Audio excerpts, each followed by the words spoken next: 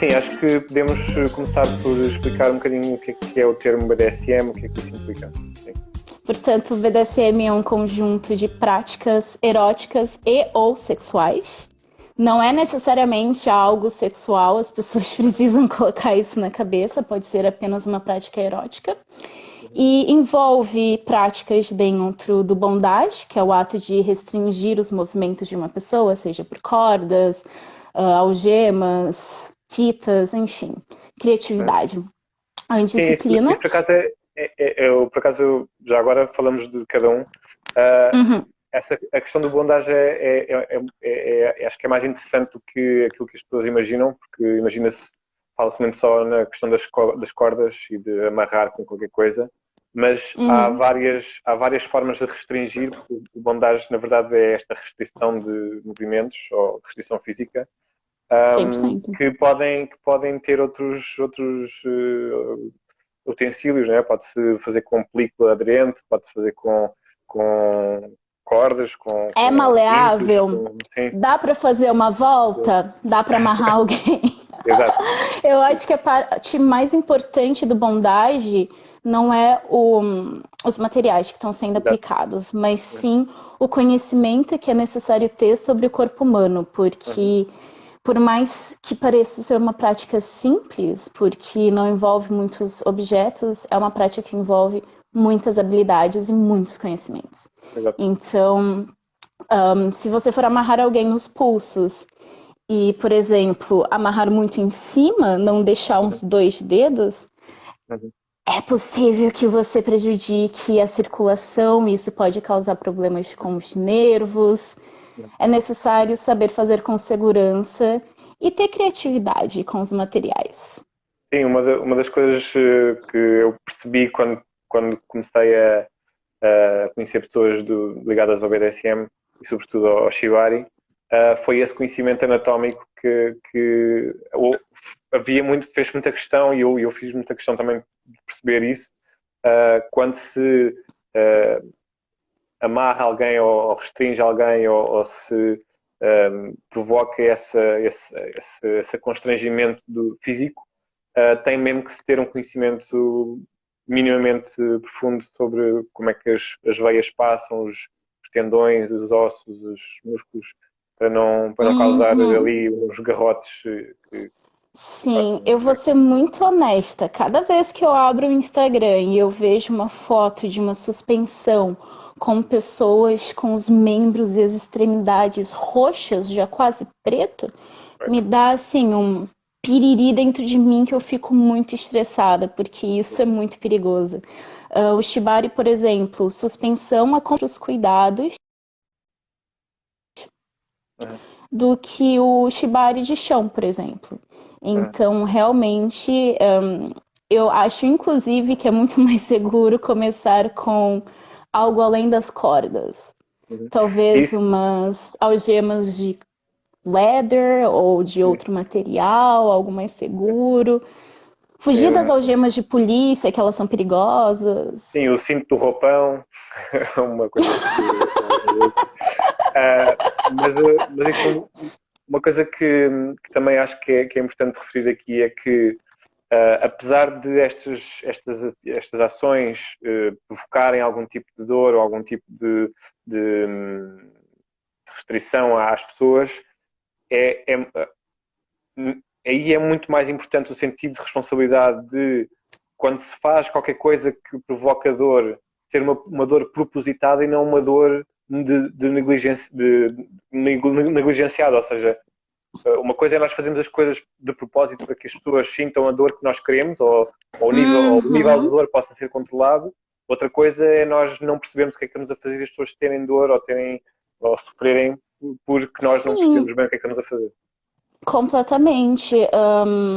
Eu acredito que antes de você praticar qualquer kink, qualquer fetiche, é necessário que você entenda o que está envolvido. Até como a gente falou no último podcast, BDSM precisa de regras.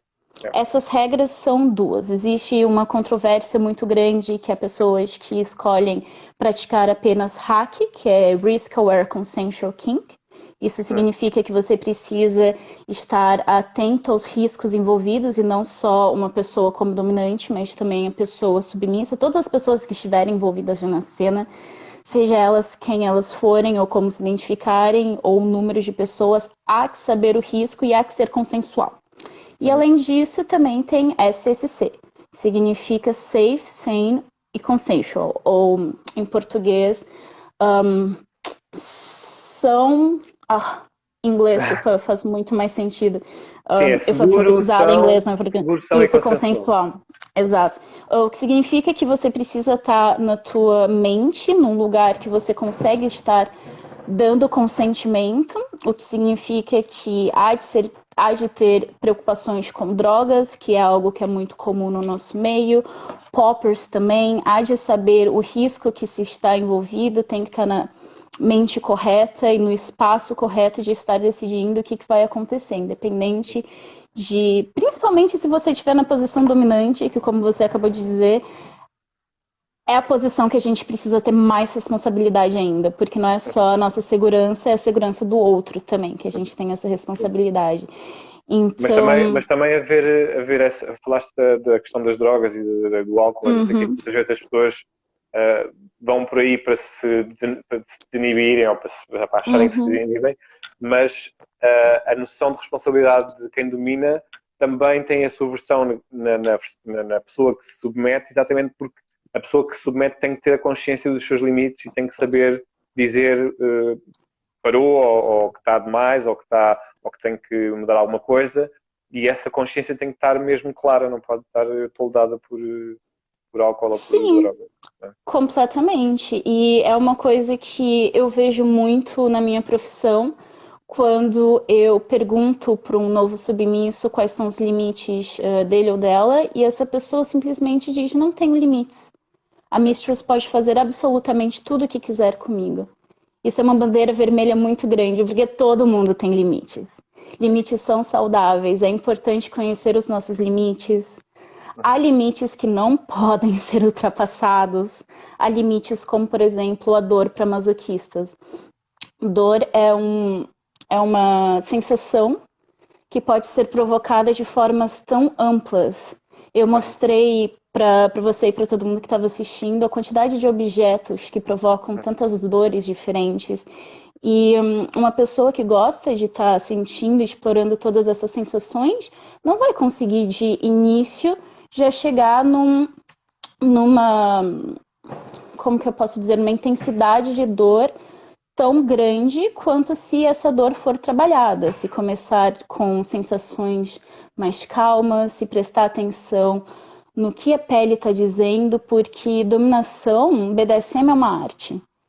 Você tem que saber trabalhar no corpo, e principalmente eu como sádica, que a gente estava falando sobre as definições do BDSM, a gente parou na bondade, mas envolve bondade, disciplina, dominação, submissão, sadismo e masoquismo.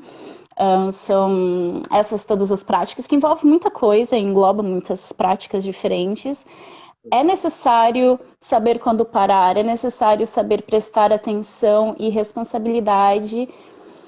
Como a gente estava falando sobre as regras agorinha, é necessário você ter essa consciência e estar presente. E se você tiver consumido substâncias que alteram a tua percepção e a tua responsabilidade, é possível que você não consiga ter tanta percepção Sim, do que está acontecendo.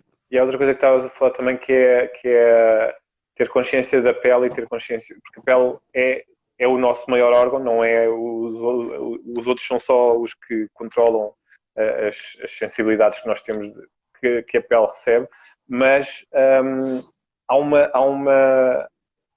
a pele também tem memória, ou seja, às vezes nós perdemos a noção de lá está, queremos ir mais acima dos nossos limites, queremos ir mais além, o nosso cérebro até aguenta essa pressão maior ou essa lá está, essa necessidade de explorar coisas que nós achamos que são mais intensas, mais estimulantes, mais excitantes, mas, e eu também já tive a oportunidade de falar com pessoas que eram submissas e, portanto, também me explicaram um bocadinho as suas experiências. às vezes, quando o cérebro está desligado, está naquela fase em que tu também falaste, No trance, no subspace. está no subspace, o corpo, após essa experiência, o corpo lembra-se da dor que não gostou, o corpo lembra-se do sangue ou das marcas dos hematomas, ou seja, o que for, que foi demasiado forte para, para voltar a ser bom. Então, cria-se ali um pequeno trauma físico que a não equacionou porque estava desligada, mas essa questão de não ter limites, podes-me fazer tudo o que tu quiseres, é por... Apenas perigoso. É um risco muito grande, sim, exato. É um risco e assim, sobre dor, nem sempre o aftermath é algo ruim. Existem pessoas que adoram sentir a sensação de dor prolongada. Eu tive uma sessão hoje mesmo com um submisso que ele me pediu, por favor, para fazer ele ficar marcado e dolorido por pelo menos uma semana. Sim, mas era isso que estávamos a falar há bocadinho. Uma coisa é ser propositado. É diferente, exato, é escolha. Exatamente, outra coisa é fazer sem noção. Também dá para provocar dor sem provocar marcas e sem provocar danos mais permanentes ou mais prolongados também. Existem tantas formas de você entregar sensações diferentes, como eu acabei de dizer, que é absolutamente mágico. Cada pessoa, cada kinkster, cada fetichista vai ter, como que eu posso dizer, o seu conjunto de ideias, desejos e vontades e limites também. E eu acredito que a dor é um dos únicos limites que pode ser ultrapassado e pode ser construído desde que a pessoa goste de estar recebendo esse tipo de sensações. Porque eu acredito que qualquer dor ou qualquer impacto faz parte de algo que nós chamamos de sensation play, que é provocar sensações no corpo de uma pessoa.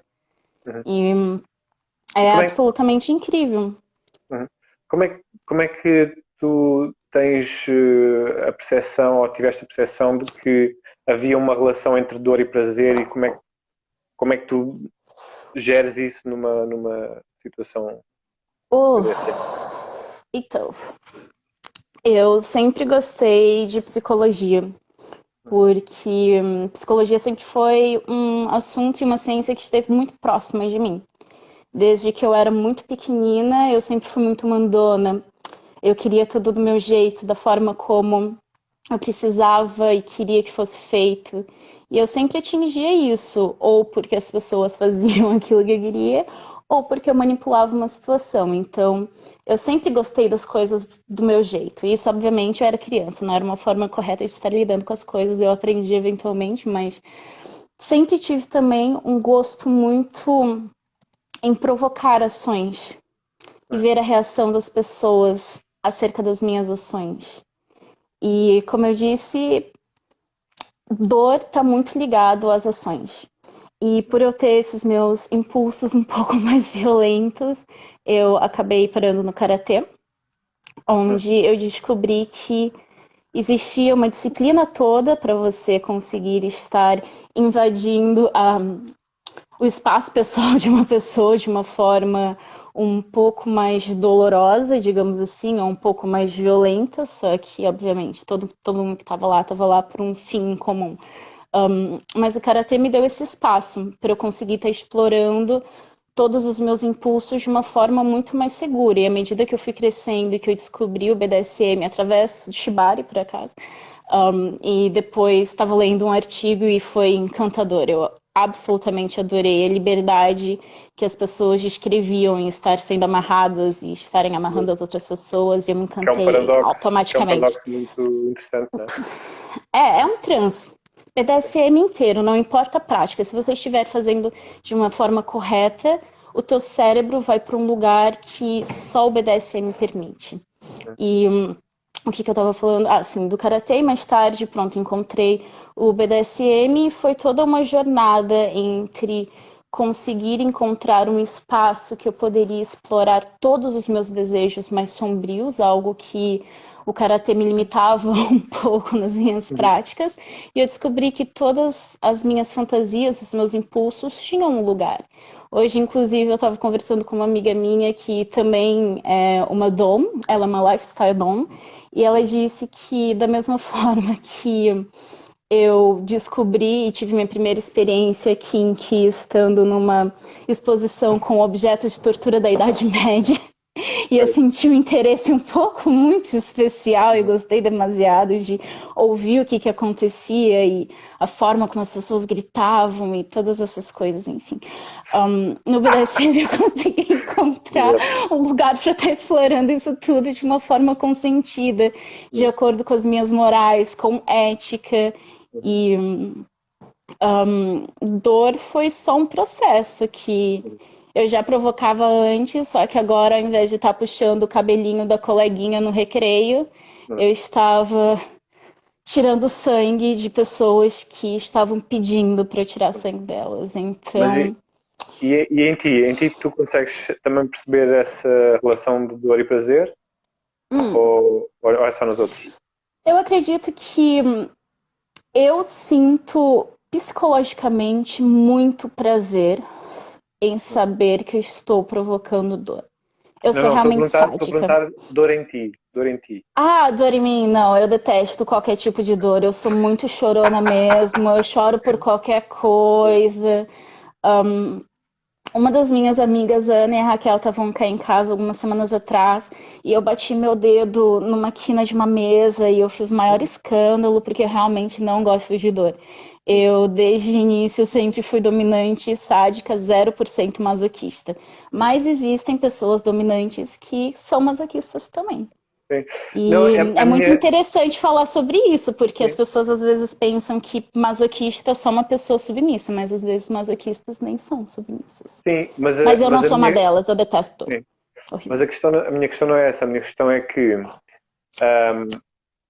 o que se fala sobre masoquismo e sadismo é uma coisa um bocadinho fechada, a meu ver, que é os sádicos gostam de provocar dor e fazer mal aos outros, e os masoquistas gostam de sofrer dor e gostam de sofrer, e portanto há a ideia do sádico é o ativo, o dominador, o opressivo, e o masoquista é o submisso, que é não castigado. É assim, não, na realidade. Mas, e uma das conversas mais interessantes que eu já tive com uma dominadora que era lifestyle e era profissional também, foi exatamente sobre esta questão de quando se sente prazer na dor, já não é como se fosse um castigo, já não é uma opressão, já é basicamente estarem-te a fazer um favor, percebes? Estão-te a fazer um favor de te provocar dor porque tu sentes prazer com aquilo. A gente pode falar sobre punição aqui? Sim, exato. É um paradoxo muito, muito interessante em termos mentais e psicológicos, e eu também me quis pôr nessa situação para perceber quais é que eram os meus limites, para perceber como é que a dor e o prazer estariam ali, qual seria a relação de equilíbrio entre eles na minha consciência, que é para depois também poder perceber melhor as pessoas com quem faria essas práticas. E eu percebo que há pessoas que procuram a dor como castigo, que era isso que estavas a dizer, como punição, e há outras que regem esta questão de estão-me a magoar, mas é porque eu quero, a dar o prazer que eu estou à procura através da dor. Então, punições.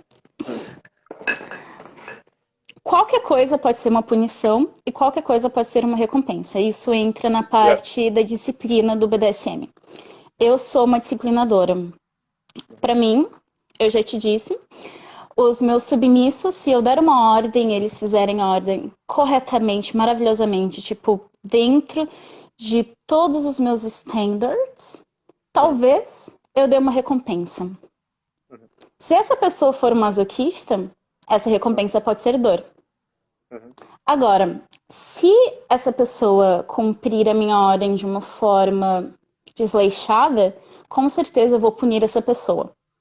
Se essa pessoa não gostar de um nível alto de dor, dor pode ser aplicada a essa pessoa. Só que agora, se essa pessoa não gostar de dor de todo, não é correto aplicar dor como punição. Porque punição não é sobre castigar e fazer uma pessoa sofrer, é sobre fazer essa pessoa aprender que o que ela fez foi errado e fazer melhor da próxima vez. Punição é sobre isso. Então, qualquer coisa pode ser punição e qualquer coisa pode ser recompensa. Mas, por exemplo, Eu acredito... punir um masoquista pode ser não provocar dor? 100%. É justamente sobre isso. Você nunca vai punir um masoquista com dor, porque isso é uma recompensa, tem uma expressão... Exatamente, é punishment, não é punishment, sabe? É uma coisa divertida. Então, obviamente, tem aquelas pessoas que têm uma ideia muito errada e é sempre tão divertido acompanhar esse desenvolvimento e essa percepção que eles passam a ter de que punição não é uma coisa divertida. Tem muitas pessoas que sentem que eu quero ser punido, não sei o quê, porque vai ser ótimo, incrível, super hot. Não. Punições não são divertidas. Punições existem para fazer uma pessoa submissa entender que o que ela fez foi errado. E dor para o masoquista nunca vai ser uma punição. Mas quando a gente está falando sobre uma cena, quando eu tô com masoquista, eu sinto que eu estou criando uma tela. Seja ela mais intensa, se eu puder deixar marcas um pouco mais permanentes, seja ela mais leve, se eu deixar marcas mínimas. Uma marca ou outra sempre vai ter, por mais mínima que ela seja. Atenção. Mas eu acredito que para um masoquista, a sessão não é sobre estar entregando dor de uma forma ruim ou nada disso, é sobre construir um êxtase junto. É sobre começar a aquecer partes do corpo e elevar de uma forma rítmica e artística. Eu sou apaixonada por simetria, então para mim é muito sobre deixar todas as partes do corpo igualmente com atenção, é justamente conseguir elevar a energia, descer a energia e construir uma sinestesia com a pessoa que está comigo.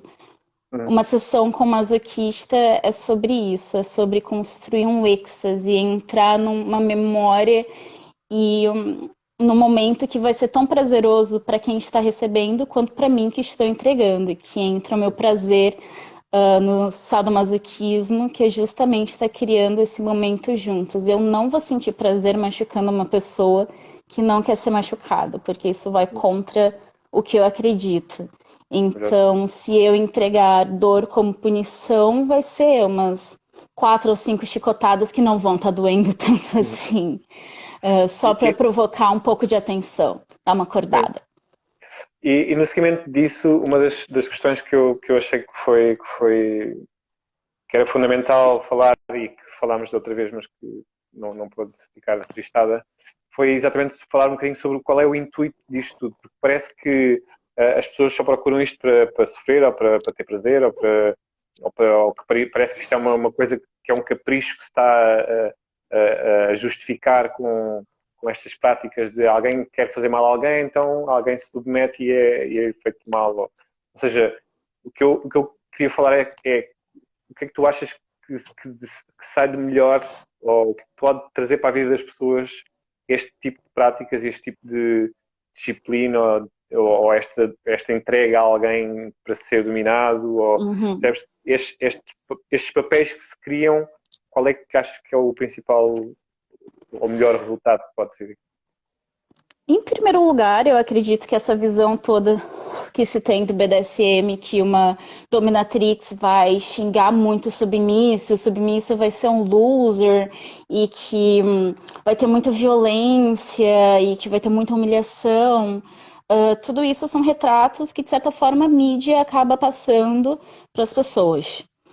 Nós falamos da última vez que a mídia justamente tem uma ideia muito centrada e muito específica e muito subjetiva da pessoa que criou aquele espetáculo mediático, seja lá qual ele for, um filme. Em Dominação saiu uma série que teve muitas controvérsias, que foi Bonding, que justamente na segunda temporada, inclusive, trouxeram alguns grandes nomes da indústria para darem consultoria, mas a série foi cancelada de qualquer forma. E acaba dando uma ideia muito específica de que a pessoa que pratica BDSM é de alguma forma quebrada mentalmente ou que passou por alguma situação muito traumática. Não foi assim comigo, não foi assim com muitas pessoas que eu conheço, e BDSM, de certa forma, serve muitas vezes como uma terapia. As pessoas que passam por algumas situações que não foram consentidas, situações difíceis, situações traumáticas, podem muito bem ultrapassar elas de forma saudável através da fetichização. Às vezes, uma pessoa que teve a sua segurança e a sua privacidade invadida através de violações, por exemplo, pode muito bem se virar para o BDSM e escolher passar por situações análogas às situações que ela passou no trauma dela, de uma forma consentida. Porque eu estou aqui porque eu escolhi estar aqui. Tudo que acontecer aqui vai acontecer porque eu disse que sim. E serve, então, de certa forma, e também pode se virar para parte dominante. Existem várias formas e vários fetiches nascem através do trauma, vários fetiches nascem através do trauma que nós temos como pessoas que vivem numa sociedade que é muito machista, e isso tanto para os homens, para as mulheres, tem consequências muito grandes. Eu vejo casos de clientes meus que procuram uma cissificação forçada muitas vezes, e não só apenas por isso, existem obviamente outras razões, mas muitas vezes porque tiveram a sua feminilidade, que todos nós somos seres que temos a nossa feminilidade, a nossa masculinidade, e que eles tiveram a feminilidade tão rebaixada e tão colocada como algo negativo. Às vezes eles só queriam brincar de boneca, porque é normal. Criança pode estar brincando de boneca e cuidando do filhinho e filhinha delas. Não tem nada a ver com gênero. E muitas vezes os fetiches acabam nascendo desses lugares e se torna, de novo, muito terapêutico conseguir escolher e consentir e explorar o seu eu mais profundo dentro de práticas seguras, com pessoas que estão ali de forma segura também. Então, tem esse espaço terapêutico que é incrível. Exato. Eu também concordo das coisas que conheço, das pessoas que conheço, que praticam e também da minha própria experiência, percebi que há uma grande diferença entre aquilo que nos acontece sem nós querermos e aquilo que nos acontece porque nós queremos. E essa capacidade de nós tomarmos uma decisão em relação à nossa realidade, àquilo que nos rodeia, mesmo que seja uma decisão de enfrentar um medo que pode vir desse trauma, que pode vir de medos que nós nem sequer sabemos porque é que temos, criar esse contexto seguro, consensual e propositado, ou seja, em que nós sabemos o que é que vai acontecer a seguir, o que é que não pode acontecer e o que é que não vai acontecer a seguir. E ter essa noção é realmente uma coisa que apazigua muito os nossos tabus e as nossas barreiras emocionais, sobretudo, e afetivas. E eu já vi isso acontecer várias vezes. E por isso é que é tão importante as pessoas que estão nestas dinâmicas perceberem os seus papéis e perceberem a responsabilidade que têm uns pelos outros, porque também se faz terapia aos dominadores. Os dominadores também precisam de ter essa noção de que não estão a passar dos limites, que sabem cumprir os limites dos outros. Eu tenho uma situação para contar em relação a isso. Porque é justamente sobre isso. É sobre você ter a responsabilidade, ter noção da responsabilidade que você tem. E as pessoas que estão ouvindo isso e que não estão muito por dentro das dinâmicas do BDSM, antes de qualquer cena, nós temos uma negociação. A gente conversa sobre o que vai acontecer, limites são estabelecidos, práticas são estabelecidas, às vezes ao mais ínfimo detalhe. Eu gosto de estabelecer as práticas e deixar os detalhes para surpresa, mas há várias dinâmicas. As pessoas podem estar fazendo da forma como elas se sentirem mais confortáveis. E Sobre isso, aconteceu uma situação com uma Sissi, que, para as pessoas que não sabem, Sissis são homens que gostam de feminização. Às vezes tem um caráter um pouco mais pejorativo e que remete à humilhação, mas às vezes pode ser um nome usado com muito orgulho, depende de quem está praticando, de novo, pode ser qualquer coisa. E ele havia tido apenas uma experiência antes como uma dominatrix profissional e ele era uma Sissi. Ele tinha minha idade, ele ainda tem minha idade, mas isso foi ano passado. Eu tinha 26, ele também. Ele já tinha interesse em feminização desde os 21.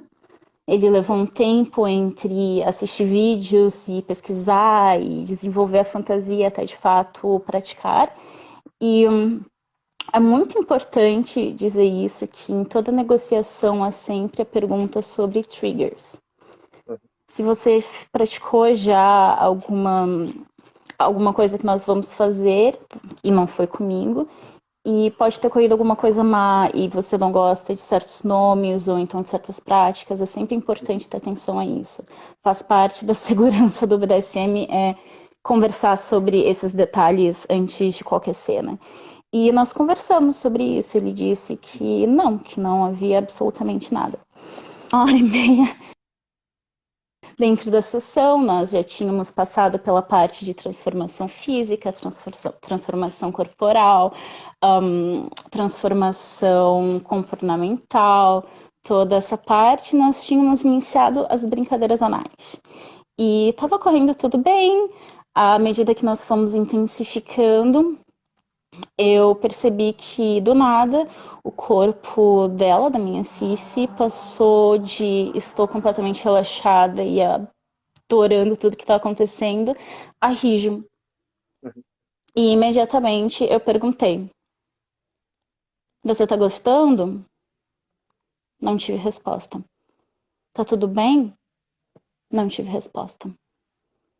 Aí, nisso, eu já tinha retomado no meu lugar, perguntei se ela estava bem e eu precisava que ela me respondesse, porque eu precisava saber o que estava acontecendo, eu não estava entendendo. E ela disse: Mistress, tem como a gente parar? Eu não tô me sentindo muito bem.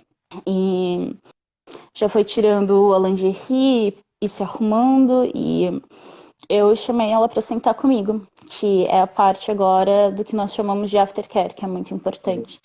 E perguntei o que foi que aconteceu. E ela se abriu para mim e disse que na primeira vez que ela havia ido para uma sessão também tinha acontecido isso. A certa altura, as coisas passaram de muito boas e incríveis para eu não tô me sentindo bem, eu não gosto do que tá acontecendo, não tô confortável, e não foi conversado isso. A Dom, que isso aconteceu, não conversou com ela, e ela achou que era algo que aconteceu, algo esporádico.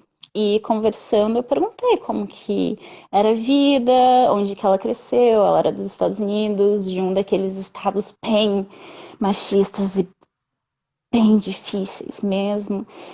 E eu percebi que o que aconteceu foi que ela se olhou no espelho, ela se viu, e toda a vergonha que a sociedade que ela cresceu colocou sobre ela fez com que ela sentisse uma vergonha imensa do que estava acontecendo, baixou a autoestima dela lá no chão mesmo, e foi muito pesado mentalmente naquele momento. E pronto, nós conversamos mais. E a gente... parte importante sobre drogas e tudo mais. Eu fumo cannabis como medicina, mas nunca antes das minhas sessões. Depois faz parte do meu aftercare. E nós fumamos juntas, conversamos mais, bebemos um chá e deu realmente pra gente conversar sobre tudo que aconteceu, e eu expliquei que às vezes coisas acontecem no momento e a gente não gosta porque trazem sensações um pouco mais difíceis, uhum, E, eventualmente, depois de um tempo, a gente pensa naquilo e se excita com a ideia do que aconteceu e quer fazer de exato. novo. Yeah. E, e Essa agora, questão de. ele, Uhum, já fora de, pronto, da nossa cena, já não sendo mais minha cis e uhum, voltando a ser um homem cis, hétero na sociedade, ele se abriu para mim e disse que realmente era isso que tinha acontecido. Depois de um tempo, ele voltou a ter esses pensamentos novamente, mas ter se visto naquela situação trouxe todos esses sentimentos difíceis. E se eu não tivesse percebido imediatamente o que tinha acontecido e a forma como o corpo dele respondeu à minha ação, e se eu não tivesse completamente atenta ao que estava acontecendo, uhum, talvez tivesse sido uma situação muito traumática e talvez ele tivesse saído daqui exato, machucado profundamente, entende? Ele exato. saiu daqui me dando abraços e me Uhum, chamando para ir visitar ele nos Estados Unidos. uhum, Então, nós mantemos uma conexão e Aftercare é sobre isso. É uhum. sobre você acompanhar a pessoa que tá, porque justo como você falou no início, às vezes a gente pode se sentir mal depois do que acontece, seja uma dor física ou às vezes uma dor psicológica também. Sim. Sim, eu abordo isso muitas vezes nas coisas que promovo, sobretudo não sobre esta questão da BDSM, mas no pós-sexo, nas coisas, naquilo que irá resultar da interação sexual ou erótica, e eu acho que isso é mesmo importante. E foi inspirado na questão do BDSM que eu me lembrei disso depois quando comecei a abordar isto em relação às outras práticas sexuais todas, porque Com certeza. muitas vezes as pessoas atiram-se para experiências e para coisas sem pensar bem nas consequências, e depois, quando as consequências acontecem, há um arrependimento ou há um trauma, ou Uhum. também existe essa questão de, a meio do processo, a meio da experiência sexual Deixar de ser normal, interessante. deixar de ser bom e deixar de ser interessante, e as pessoas deixarem de querer estar ali e terem também essa, essa autoconsciência que eu ia referir em relação aí ao espelho, porque uma das coisas que eu também acho que é muito importante é nós termos consciência de nós próprios quando estamos a experimentar coisas novas, mais intensas e que às vezes não temos bem noção do que é que vai implicar na nossa vida. Uhum. E, e quando nós não somos capazes de ter essa consciência, autoconsciência própria e feita por nós mesmos, teres esse espelho nessa sessão, ou teres um espelho na tua, na tua sala, no teu espaço, é realmente uma coisa que também pode ajudar nesse processo de eu estou aqui, estou a passar por isto, tenho a certeza absoluta que quero estar Com aqui certeza. e não é só porque alguém me convenceu, e acho que é muito importante. É muito importante. Eu gosto sempre de, no ápice da minha sessão, quando eu já tenho a pessoa submissa completamente imersa na experiência que nós estamos partilhando, mostrar para ela como que ela realmente tá. Uhum. E eu já tive pessoas caírem em seus joelhos e chorarem de emoção, de se sentirem completamente libertas, porque nós somos seres muito visuais. Uhum. Sim. A gente, quando a gente consegue se ver, a gente consegue refletir um pouco melhor sobre a situação que a gente está. E a Pois situação que se é torna como mais se nos real. víssemos de fora, não é? Como se víssemos de fora. Com certeza. Uhum. E se eu tivesse tido noção, e é isso que você tinha falado, que é necessário a gente ter essa consciência, principalmente as pessoas submissas, do que está acontecendo e onde ela está, e que ela pode dizer que não, e que existem palavras de segurança e gestos de segurança que estão Uhum. estabelecidos para ou parar completamente uma cena, ou então diminuir um pouco a intensidade da mesma. E Uhum. tudo isso é completamente essencial para a gente ter os nossos protocolos de segurança, para evitar que essas situações traumáticas se repitam ou aconteçam, até mesmo porque tem fetiches que às vezes são muito melhores na nossa fantasia e na nossa cabeça Exato. do que na realidade. Exato. Acontece isso também. É Uhum. normal, mas é Muito. necessário ter essa consciência. E se eu pudesse passar para as pessoas aplicarem na vida vanilla delas alguma coisa, seria justamente negociação, falar sobre ser, estabelecer o que vai acontecer, o que não vai acontecer, e limites, Uhum. e até mesmo palavras de segurança, eu acho que é bom para absolutamente todo mundo, e também aftercare. se preocupar mais em ouvir o outro e discutir o que foi bom, o que não foi, porque às vezes as pessoas não se sentem muito confortáveis no momento de estar dizendo que não. Por isso que consentimento é algo que deve ser dado constantemente, e por isso que é importante comunicação durante atos, seja lá eles qual forem. Não, mas é exatamente completamente essencial. O pré e o pós é muito importante. O pré, a negociação, a diplomacia, o saber perceber o outro e perceber até onde é que se pode ir e perceber também até onde é que se pode experimentar, e depois a seguir não largar as pessoas e não usar as pessoas e descartar. É muito importante esse aftercare, ou pós-sexo. É importante. Sim. Então, e agora eu ia pedir para voltares a mostrar um bocadinho os teus objetos, consegues? Alguns dos teus objetos. Portanto... Descreve um bocadinho para quem não puder ver, só puder ouvir. Portanto, eu acredito que uma das práticas kinks mais comuns no mundo vanilla é impacto. Todo mundo que tá ouvindo isso daqui e que já fez sexo em algum momento da vida, já ou deu um tapa ou levou um tapa.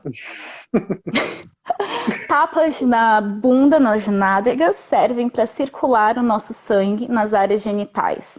E fluxo maior de sangue nas áreas genitais é igual a mais prazer. Por isso eu acredito que seria útil mostrar alguns objetos para as pessoas poderem aumentar suas atividades, diria eu. Mas o primeiro é a mão, não é? O primeiro é a mão. Com certeza, com certeza. Que a minha... mão 100% essencial. É sempre, como eu disse, dor é uma sensação que tem que ser construída. E a mão é sempre bom começar. Dá uns tapinhas, não fica com a mão muito reta, porque senão vai doer. Você pode, inclusive, como pessoa que está... Eu não vou dizer dominante, porque eu acho que isso entra mais em top and bottom. Top sendo a pessoa que está entregando e praticando uma ação, e bottom sendo a pessoa que está recebendo. Não necessariamente dominante e submisso. Isso pode estar fora de dinâmicas de troca de poder. Mas faz uma conchinha com a mão. Não deixa a mão reta, não. Você pode quebrar dedo, estourar veias, pode ser um pouco complicado. Já ouvi histórias um pouco confusas. Em fazer a conchinha com a mão é importante. Fazer a conchinha com a mão ajuda. E também, se você aí de casa que está escutando isso, quiser espancar um pouco alguém nas nádegas, parte de baixo, tipo a popa da bunda. É aí que a parte de circular o sangue vai estar fazendo mais efeito. Depois, obviamente, eu acredito que pedals, que são... Ok, eu nunca tive que descrever pedals. Objetos que parece que a tua avó iria te espancar com algo um pouco mais doméstico. Não sei. Tenho aqui um de couro na minha mão e um de madeira. Como eu disse, objetos diferentes, sensações diferentes.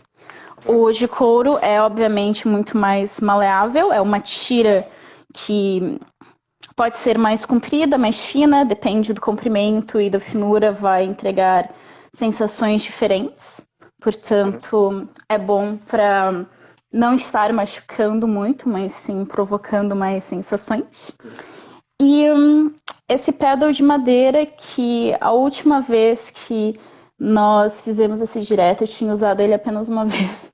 E eu já usei ele muitas mais vezes desde então, e ele pode provocar qualquer tipo de sensação, depende da forma como você está aplicando e o swing, o movimento que você vai fazer com o braço.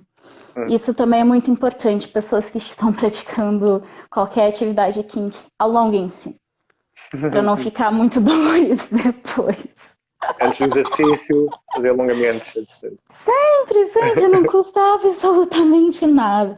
Então, depende do swing, da força, pode provocar sangue, pode não provocar sangue, depende da intenção. É tudo sobre a intenção. Mas provoca sangue no sentido de se bater muitas vezes e com força, não é rasgar. A pele começa a ficar mais... Sim, a pele começa primeiro a ficar roxa, e depois ela fica roxa num sentido que a pele fica tão fininha e os vasos sanguíneos estão tão dilatados que para o vaso sanguíneo romper e a pele romper é muito fácil, mas provoca principalmente aqueles hematomas mais internos, que demoram um cadinho mais para sair. Então, usar um pouco com cautela. Existem pedras de todos os materiais. Uma amiga minha, Bonnie, comprou um pedal de acrílico. Eu não sei se ela já testou, a gente estava na dúvida se o acrílico ia romper ou não, se utilizado com muita força. Não perguntei para ela, tem que perguntar. Mas a gente estava falando sobre objetos criativos para bater em pessoas. É sempre possível também utilizar plantas. Essas, no caso, é um ramo de louro, eu não utilizei para bater em ninguém, mas já usei urtigas, usei luvas, obviamente, e foi uma cena muito intensa e que mostrou realmente que plantas podem fazer parte do BDSM de uma forma muito divertida. Também temos objetos de casa, especialmente para pessoas que passaram por algumas situações traumáticas envolvendo colheres de pau. Pode ser muito liberador escolher um light spanking com um objeto que já foi um pouco traumático. Eu, como mentora, dou aulas kinks para pessoas e uma das minhas alunas, eu estava dando uma aula de impacto para ela. E quando nós chegamos na parte do cinto, ela ficou... eu não sei se eu quero estar usando, porque eu tenho umas memórias traumáticas de quando era criança e alguém me espancou com cinto. Aí eu só dei na mão dela, ela tocou, sentiu, eu disse que se ela não quisesse usar, ela não precisava usar, mas ela pegou aquilo na mão e pareceu uma coisa tão natural. Eu nunca vi alguém ficar tão animado, tão rápido. Ela realmente tomou controle de uma situação que aconteceu com ela no passado e por mais que ela estivesse espancando o sofá e não uma pessoa, ela fez isso com muita felicidade, foi muito libertador para ela, que é o objetivo do kink também. E falando em outros objetos comuns, réguas, palmatórias, muito bom para disciplinas e roleplays relacionados com professoras e alunos. Aí nós temos, obviamente, um grande querido da coleção. É a Shibata. Sim. A Shibata de equitação. Exato, a equitação. Ela dá uma dor muito ardida, muito rápido. Sim, e pode picada. Deixar marcas. Eu gosto de estar utilizando realmente como punições. Porque é uma dor rápida, não dói tanto, não é uma dor prolongada, então é bom para fazer as pessoas contarem um a um. Mas, obviamente, não passar dos limites. Agora, também temos floggers, que eram utilizados há não muitos anos atrás para estar espancando as pessoas. Eles entregam sensações que dependem da finura do couro mesmo. Quanto mais grosso e mais pesado, mais vai provocar uma sensação, uma dor que é um pouco mais prolongada. Vai doer e vai continuar doendo. Quanto mais fino, vai doer mais, mas vai doer mais rápido, vai passar mais rápido. Então, é interessante também. O meu favorito é um que eu não tenho, porque eu nunca encontrei um que eu quisesse para comprar, que fosse exatamente do jeito que eu quero, que se chama Cat o' Nine Tails, que é o que os ingleses utilizavam em 1800 e bolinhas. Que ele tem as pontas amarradas e eu fico animada só de pensar. Porque aquilo tira a pele mesmo das pessoas. É muito interessante. Com várias tiras, né? E tiras amarradas. Sim. Por isso, aquilo bate e corta, assim. É como se fossem pedras batendo na pele de alguém. É muito bonito. Eu fico muito animada falando sobre isso. Não fico, Simons? Ficas um bocadinho, ficas. mas o mais engraçado, eu há bocadinho estavas a falar sobre os métodos de tortura que tu tinhas visto, eu também já fui a alguns museus ver esses artefactos. Você ficou animado, Simons? Não, eu não fiquei animado porque eu não tenho essa tua postura, mas eu fiquei a mim o que me fascinou foi exatamente a criatividade que foi preciso para se chegar àqueles artefactos. Ou seja, podia-se só bater nas pessoas ou cortar alguma coisa ou fazer qualquer coisa mais rápida, mas não, pensou-se mesmo em como é que vamos dar continuidade a este sofrimento de formas da pior forma possível. Não, e que não são fáceis até. Há coisas que são difíceis de construir. Tipo, tem de se construir umas mesas. É uma engenharia, não é? Uma engenharia toda. Então, foi nesse sentido que eu me entusiasmei. Ou seja, se nós conseguimos ter criatividade para construir estas cenas, para fazer sofrer, também devemos ter criatividade para ter prazer. E é essa criatividade que me fascina no ser humano. Não é tanto eu fico pensando como que os líderes da Igreja Católica daquela altura se sentiriam.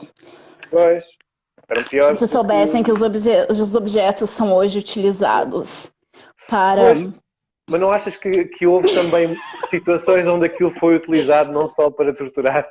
Ou seja, eu tenho certeza que as pessoas que criaram os objetos eram 100% sádicas. E pessoas sádicas sentem prazer em provocar sofrimento nas pessoas. Por isso, eu acredito que sim, elas estavam sentindo prazer. Mas continuando a nossa tour por objetos que causam sensações e dor. Temos aqui esse chicote que eu diria que é o mais potente de todos os tipos de chicotes, que é o chicote do... Poxa, eu sempre esqueço o nome dele no último... Isso, você já lembrou. Obrigada, Indiana Jones. Faz um barulho espetacular. Corta o ar. É muito bonito. Eu tenho o teto muito baixo, então... Eu vivo acertando no teto. Eu preciso comprar um pouco mais curto, mas é muito interessante ir no parque e brincar um pouquinho. Bater nos galhos das árvores. Tem sido uma habilidade que eu tenho sentido muita curiosidade em estar desenvolvendo. Porque é divertido. Muito divertido.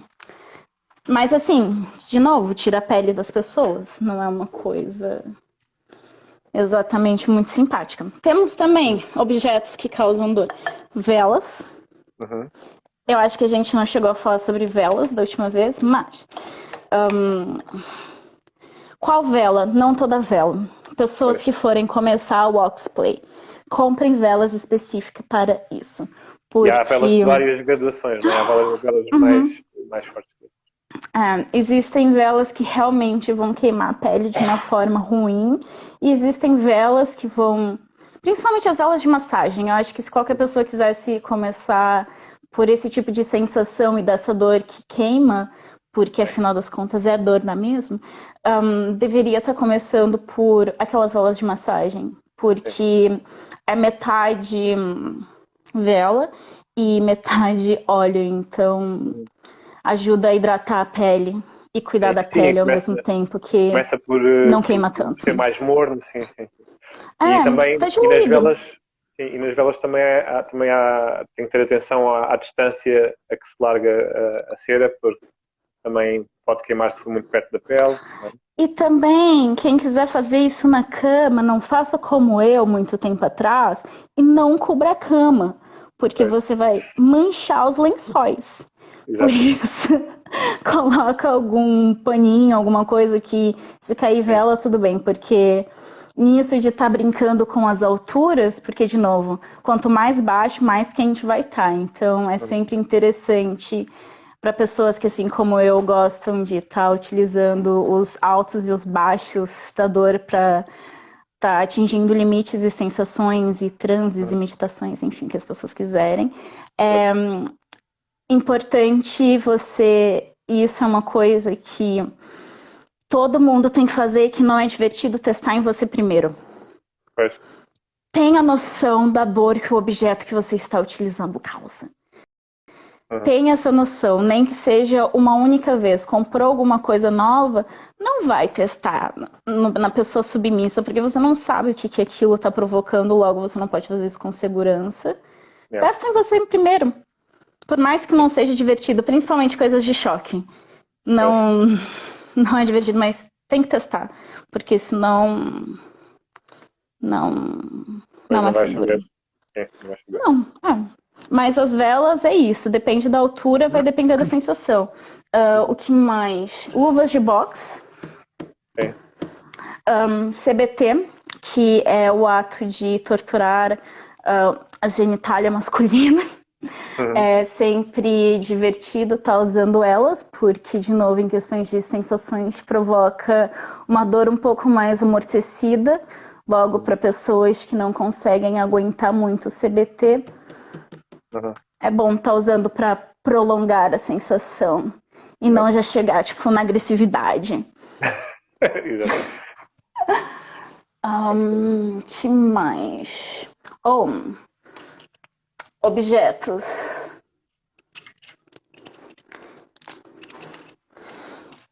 Isso daqui, eu um dia estava no chinês, só vendo lojinha, em algum momento dos muitos lockdowns que nós tivemos ao longo dessa pandemia, e eu encontrei isso daqui, que eu acredito que seja amaciador de carne.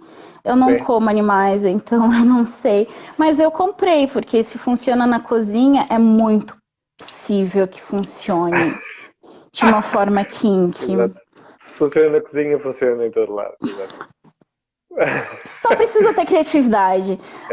E, de novo, dependendo da intensidade. Depois que eu comprei e postei, eu vi que mais outras pessoas kinks também compraram. Então, eu acho que as pessoas aprovaram o uso. Então, se funciona para amolecer carne na cozinha. Exato. Nas lojas de conveniência há muito material para explorar. Quer falar sobre isso? Pois, sim, pode falar. Essa daqui é um dos problemas de usar fitas em bondage, é que ou a fita é muito forte ou a fita é muito fraca. Normalmente, fitas de bondage são muito mais fracas e muito fáceis. E eu não gosto disso, porque elas não pegam na pele. E eu gosto, quando eu uso fita nas minhas práticas, do barulhinho que faz a fita saindo da pele da pessoa. Eu gosto muito de ouvir esse barulhinho. Então, eu usa fita cola. Encontrei essa fita aqui. Que eu comprei no Leroy. Ela é muito forte mesmo. Então, barulhinho assim, fantástico. Mas, de novo, tem que ter cuidado. Eu testei em mim antes de usar em outra pessoa e vi que eu precisava de tesouras para ter por perto. Que é algo muito importante quando qualquer pessoa está fazendo bondade. Tenha tesouras. Tanto para as fitas como para as cordas também. Tudo que fosse para amarrar é bom ter uma tesoura ao pé. Tem que ter tesoura. E depois, falando sobre aftercare, um objeto que é muito importante, principalmente quando a gente faz aquelas brincadeiras de impacto que causam algumas feridas e alguns hematomas. Uma luva de massagem. Boa. Deixa na geladeira enquanto você está fazendo coisas kinks. No frigorífico, como dizem aqui em Portugal. E depois, no final, tá bem geladinho e pronto para passar por cima e já ajuda um pouco com a dor. Sim, Porque não é só sobre usar tudo isso, todos esses objetos, é sobre depois lidar com as consequências também. E essa luva tem umas bolinhas com rolamentos, não é? Que rolam nas Sim, sim. Só para descrever. É uma luva de massagens. Eu acho que eu comprei na Tiger. Sim, Alguma dessas lojas assim também que vendem essas coisinhas. Também há na Natura. Com certeza. Assim, elas são ótimas para cuidar da pele depois dessas brincadeiras. Olha, tenho aqui uma questão. Eu não sei se consigo dizer este nome. Lenin, não consigo. Mas a pergunta é saudável uma dinâmica de disciplina sobre aspectos cotidianos do submisso, em que o objetivo é ajudar o outro a ter uma vida mais estruturada, ou seja, aperfeiçoamento pessoal. Portanto, práticas que têm a ver com o cotidiano do submisso. Nós já falámos um bocadinho sobre isso, que é resolver esses pequenos traumas e essas pequenas questões pessoais e íntimas e afetivas através de representação de coisas que as pessoas já estão pelas quais já passaram, mas que passaram de uma forma não controlada, né, e que aí podem passar de uma forma controlada. Com certeza, e não só. Toda a dinâmica DS entre uma pessoa dominante e uma pessoa submissa sempre vai ter como base a construção da confiança. Antes de qualquer fetiche, antes de qualquer objetivo kink, o objetivo é construir confiança, porque a menos que você confie completamente na pessoa com quem você está, tanto do ponto de vista de pessoa dominante, que eu sei que o meu submisso vai falar comigo e vai comunicar comigo quando é necessário e vai usar as palavras de segurança e vai conseguir ser honesto, quanto do ponto de vista da pessoa submissa, que vai ter certeza que as suas vontades e a sua segurança vão estar sendo cuidadas, porque se submeter a alguém é isso.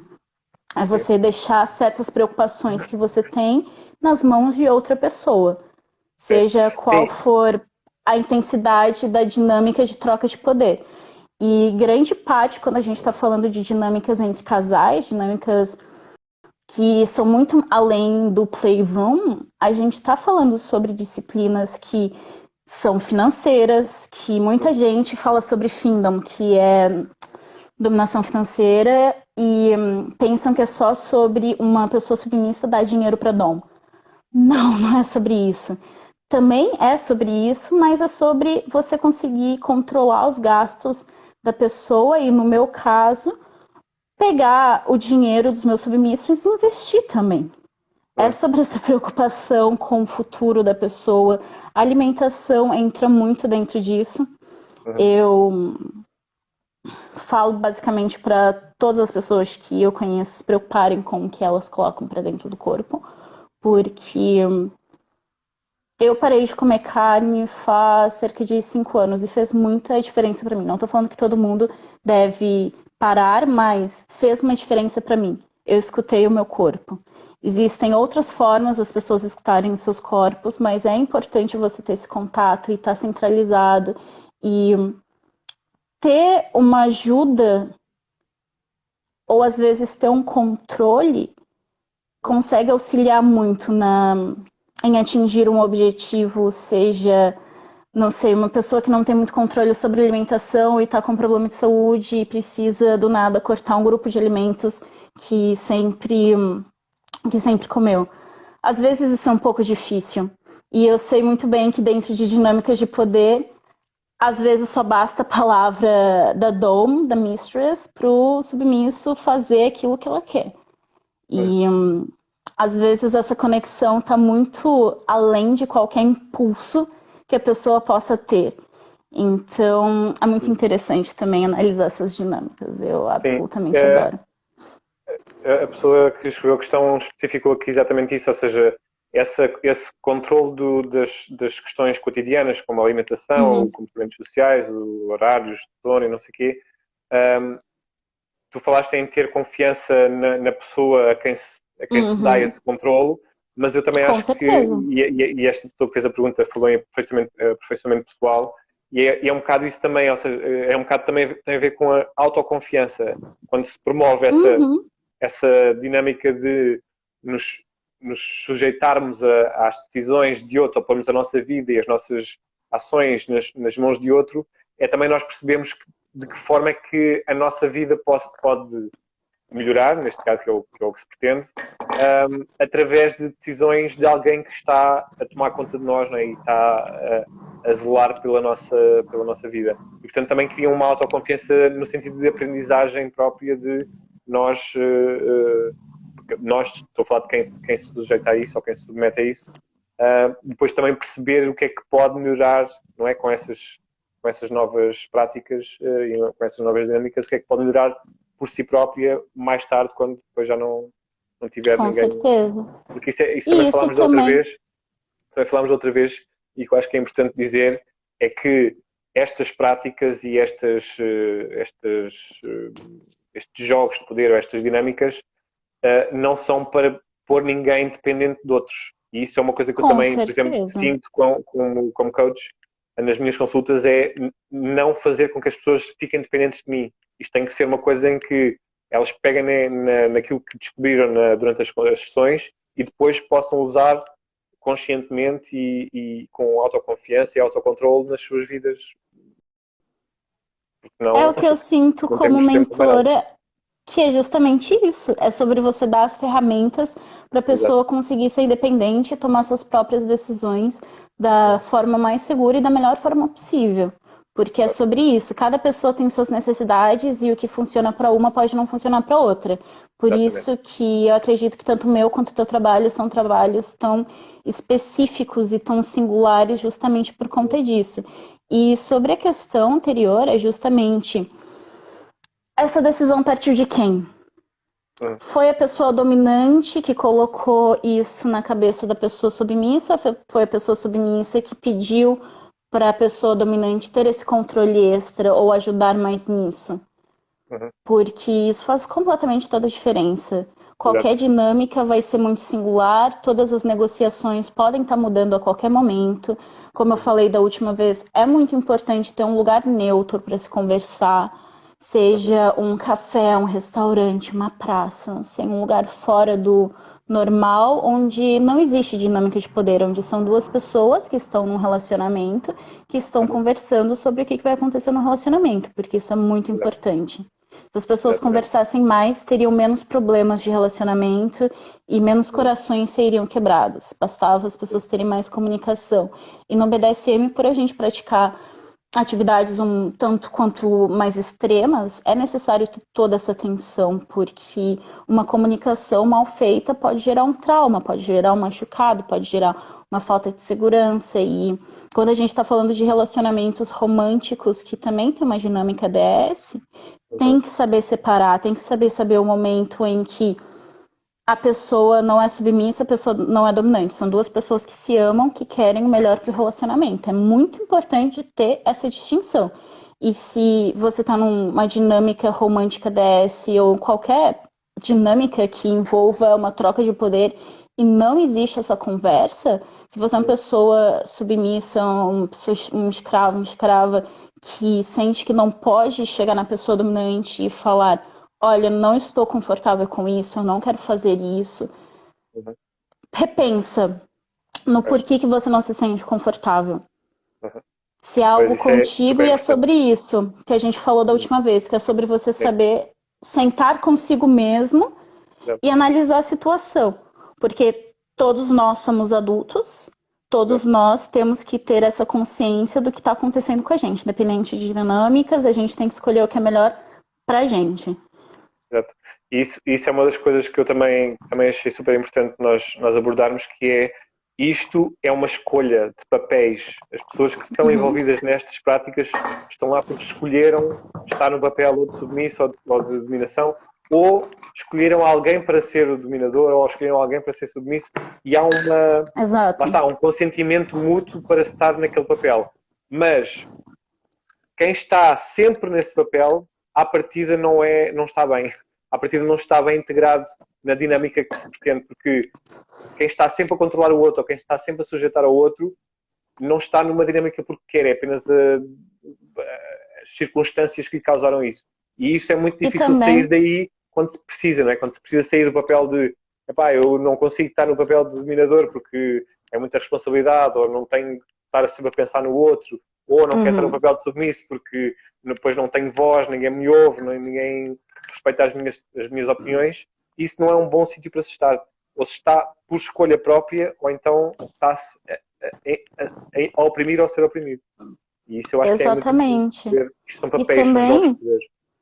E também, sim, mas além disso, as pessoas precisam ter uma consciência. Eu recebi, inclusive, a última vez que abri a caixa de perguntas no meu perfil, uma pergunta que era como iniciar uma pessoa na submissão.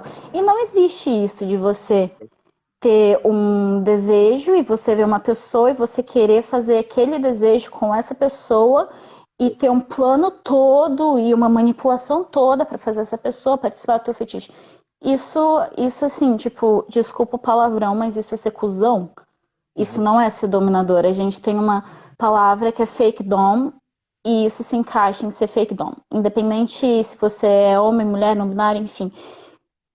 Fake dom são pessoas justamente que tentam colocar o seu desejo e o seu fetiche acima dos interesses mútuos com a outra pessoa. Exato. E tem que estar atento a isso, e tem que prestar atenção, e também estar atento a todas essas red flags, por isso que é importante estudar, é importante saber o que é normal, o que não é. E não se atirar de cabeça para uma coisa que se desconhece.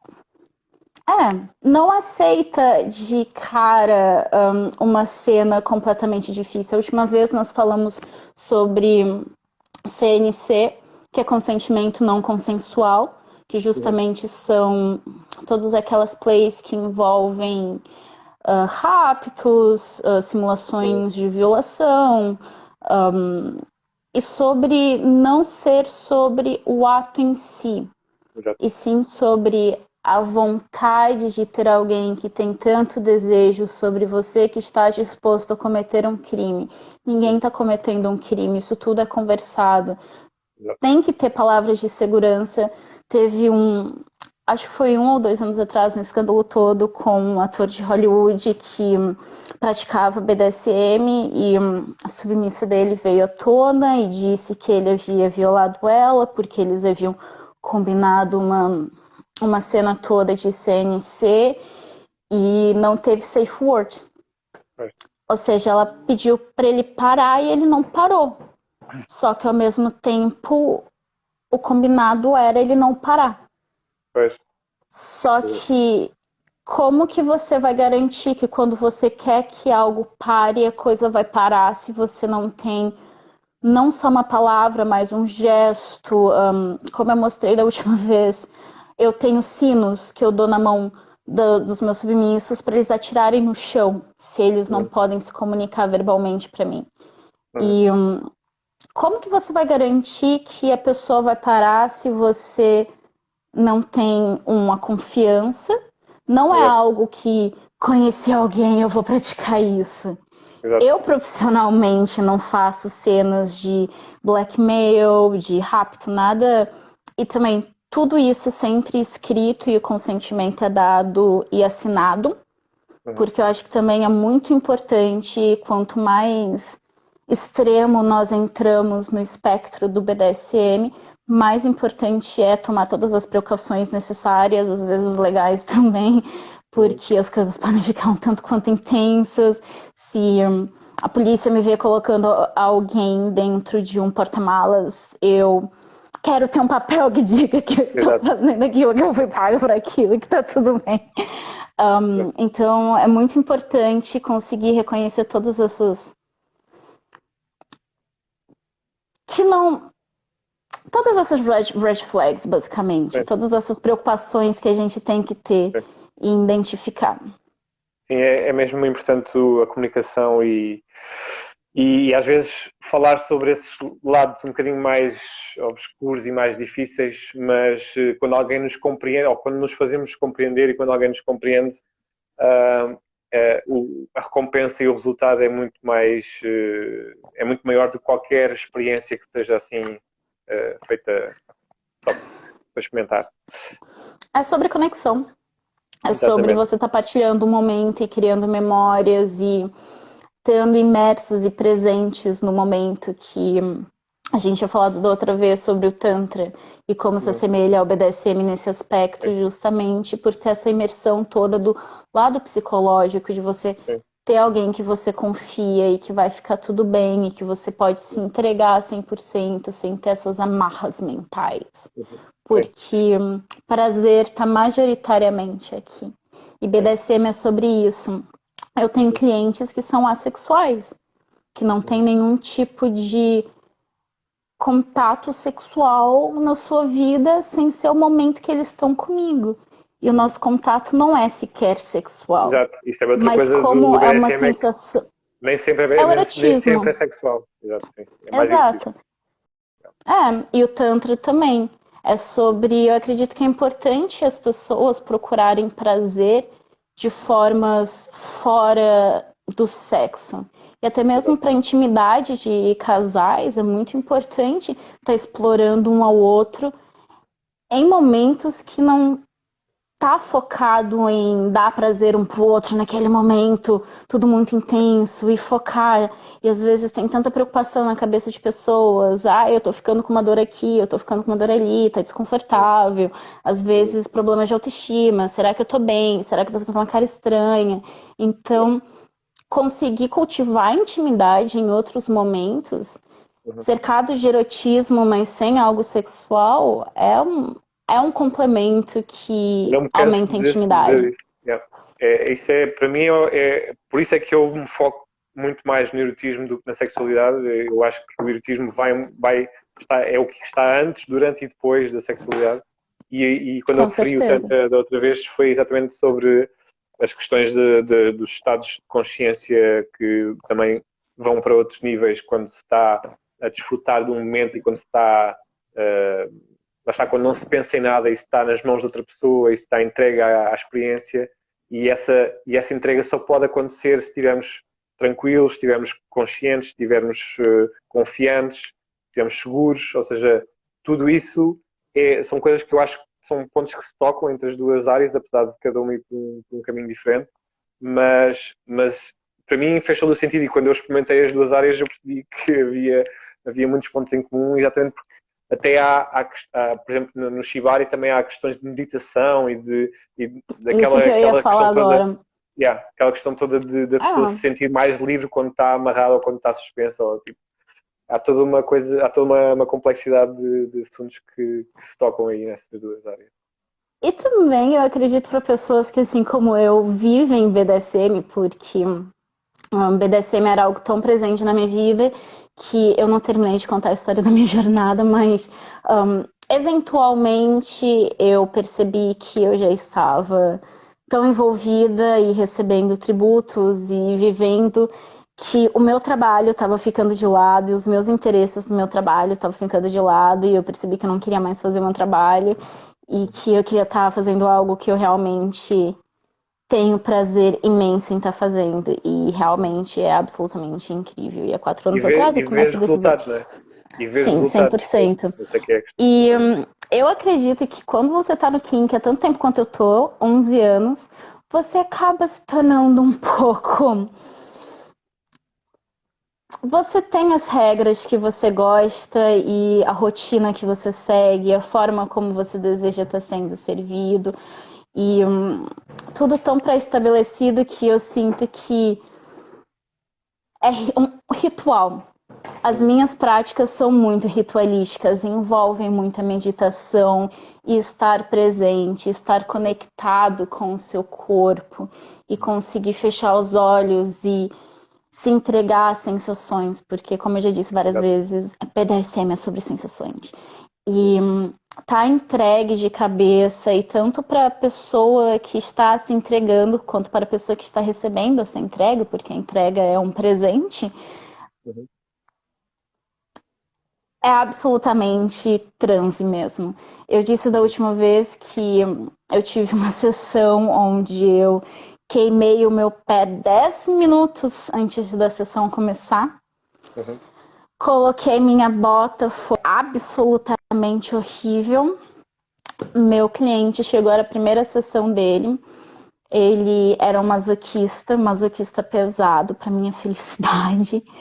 E logo no início, depois da nossa negociação e estabelecimento de regras e pré-treinamento, quando nós começamos as práticas de fato,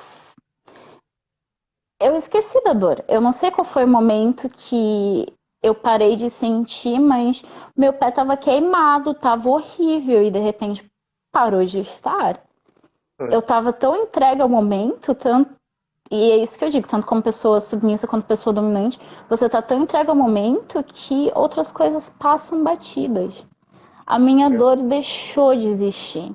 Então, aquilo que você estava perguntando sobre dor, a minha máxima experiência com dor e a transformação que o BDSM dá foi essa. Eu estava com uma dor horrível, como eu disse, eu sou péssima com dor, eu choro demais, eu não gosto. E a dor passou. E eu, depois da sessão, 1 hora eu já tinha fumado meu beck, já estava tipo de boa, já tinha me descaracterizado, tirado a maquiagem, feito meu skincare. E o meu pé começou a doer. E eu olhei pro meu pé, tipo, por que meu pé tá doendo? E eu vi a bolha que estava estourada, estava horrível. E eu percebi naquele dia o que realmente era estar dentro de um dom space. É um espaço mental mesmo muito próprio. Sim. Minha dor sumiu, Cima. Sumiu. E depois disso eu passei os próximos 2 dias com uma dor péssima. Não? Olha, muito bem. Já vamos com 1h30 de conversa. Eu agradeço-te Falamos imenso, bastante. mais uma vez, sim. Porque obrigada eu por ter me recebido. Sim, são mesmo importantes estas informações e é tão raro ter pessoas desta área a falar abertamente sobre isto e a dar a cara e, portanto, achei mesmo que era importante voltarmos a gravar isto e a falar, porque acho que tens uma visão super clara daquilo que fazes e então quis também dar-te a conhecer às pessoas. Se quiseres dizer como é que elas te podem contactar ou onde é que elas te podem encontrar. Portanto, as pessoas podem conhecer um pouco mais do meu trabalho no meu site, que é lisbondominatrix.com. Uma jogada de marketing muito inteligente, vá, admito, assim, muito inteligente. Né? E nas redes sociais. O que você disse? És a única dominatrix de Lisboa. Pronto, tá feito. Não, mas assim, a única que tem esse site. E nas minhas redes sociais, @MistressKaizen, eu estou em absolutamente todas elas. Twitter, Instagram, TikTok, não posto muita coisa no TikTok, do Fat Life, que é muito importante para as pessoas que estão em casa e não sabem onde começar ou onde conhecer pessoas e criar uma comunidade. Fat Life é uma rede social que foi criada justamente para pessoas que têm kinks, para poderem se conhecer. Fat Life, fetiche? É Fat Life, Fat de fetiche, Life de vida, fatlife.com. E é muito interessante. Tem muita gente bizarra lá também. Tomem cuidado com quem conversa. Mas é muito interessante também. E é isso. Pessoas que quiserem me contactar, meu site também. Sim. Obrigado então mais uma vez. Também aproveito para deixar o meu site para quem quiser também consultas de erotic coaching ou sessões fotográficas também faço em cimas-eros.com. Também estou nas redes sociais todas em cimas.eros e aqui no Consensual. Este episódio vai estar disponível aqui no Instagram, no YouTube, no Spotify, no iTunes também. Agradecer à Flame pela parceria e o apoio que dá para eu poder também fazer estas coisas. Que é, para mim, a sex shop mais glamourosa do país. Estou sempre a dizer isto porque é mesmo bonita de ir visitar. Ela está em lojas em Almada e em Corroios e também na net, em flame.pt. E obrigado mais uma vez a todos os que estiveram aqui e a ti mais uma vez também. E não se esqueçam que só é sensual se for consensual. Até à próxima. Com certeza. Tchau, tchau.